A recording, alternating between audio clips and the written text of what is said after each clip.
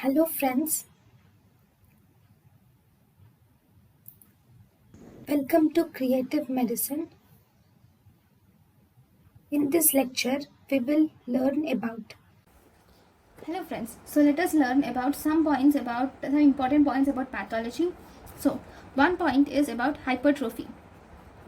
So do you think the DNA is increased or same in hypertrophy? In hypertrophy there is increase in cell size, obviously.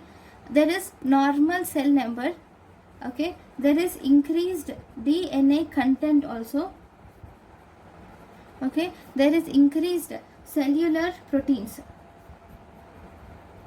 also, and this hypertrophy is also associated with switch of contractile proteins from adult to fetal forms. So there is switch of contractile proteins from adult to fetal or neonatal forms. So these are important points. Then, if they were asked about which of the following enzyme is responsible for oxidative burst or oxygen burst, not oxidative burst, the enzyme responsible for oxygen burst in neutrophils. What is the enzyme responsible for oxygen burst in neutrophils? The enzyme responsible is oxidase is the enzyme, especially NADPH oxidase is the enzyme responsible for oxidative burst in neutrophils. Next important thing is about the different types of selectins. So if you see, we have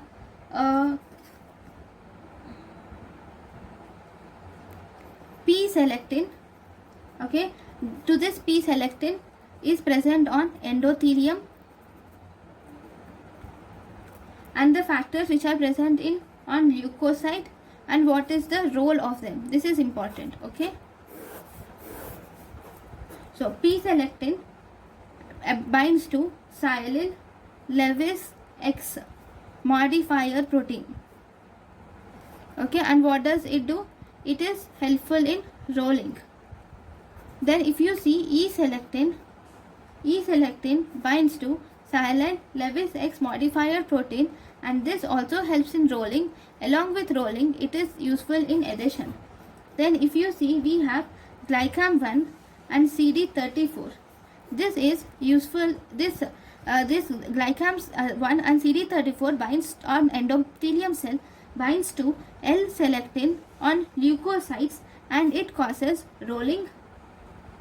And ICAM1 binds to CD11 or CD18 P2 integrin,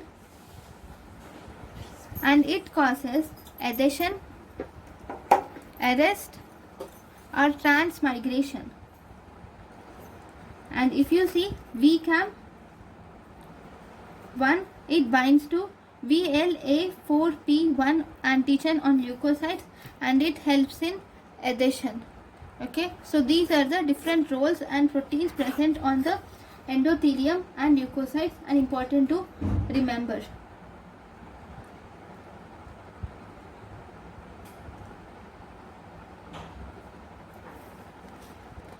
Now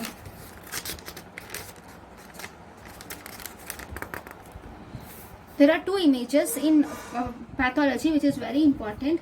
See, there are few spicules are present, and there are many spicules in RBCs with spicules. If there are few spicules and if there are multiple spicules, what is their series called? If there are few spicules, we call it as acanthocytes, and if there are multiple spicules, we call it as echinocytes, okay. Where are they found? These acanthocytes are found in spur cells in liver disease, whereas these echinocytes are found as Burr cells in renal disease. These are found.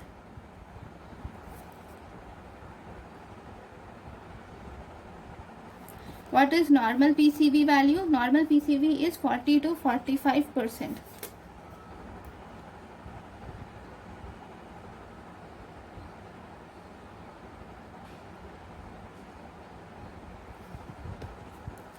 There is a test which is called as band test.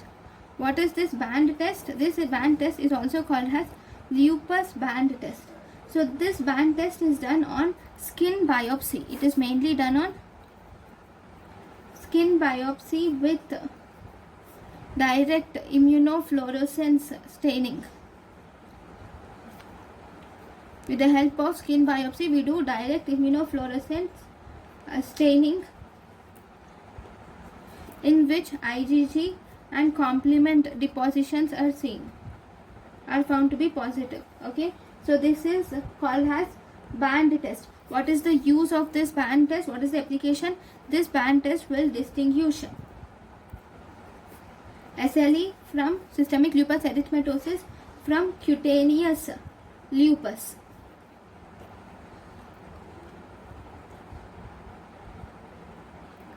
What is the difference? How are you going to differentiate it?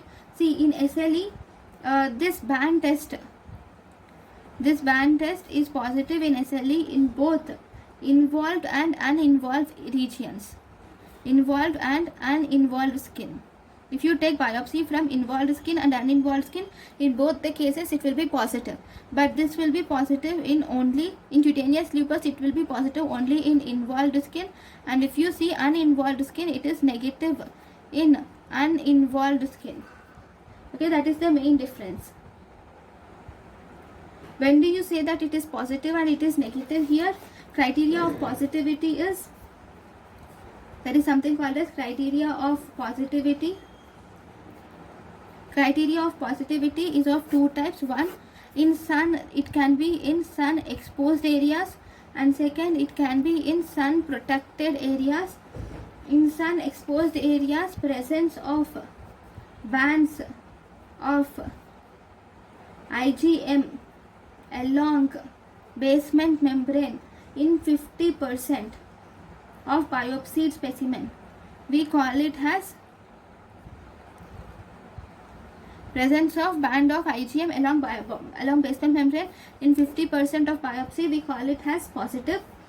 In sun protected, if presence of less than 50% deposits also, okay, if they are present in less than 30% of biopsy specimens also, then we call it as sun protected. Okay, this is about band test. Okay, what are supravital stains? This question is also asked. What are supravital stains? Supravital stains are mainly of three types, which include new methylene blue, crystal violet is a suprabasal stain, and brilliant crystalline blue. We have new methylene blue, brilliant crystal blue, and crystal violet. So all these come under supravital stains.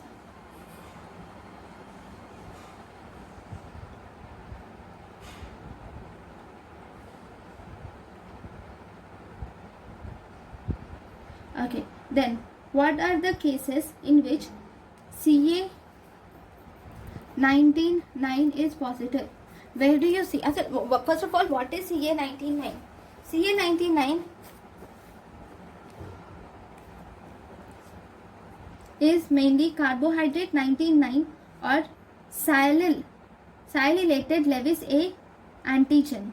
Okay, so where is this actually used? What are the conditions in which SCA 19-9 is positive? It is positive in ovarian carcinoma, colon carcinoma, and pancreatic carcinoma. In these cases, you see this CA 19-9 has positive. Now,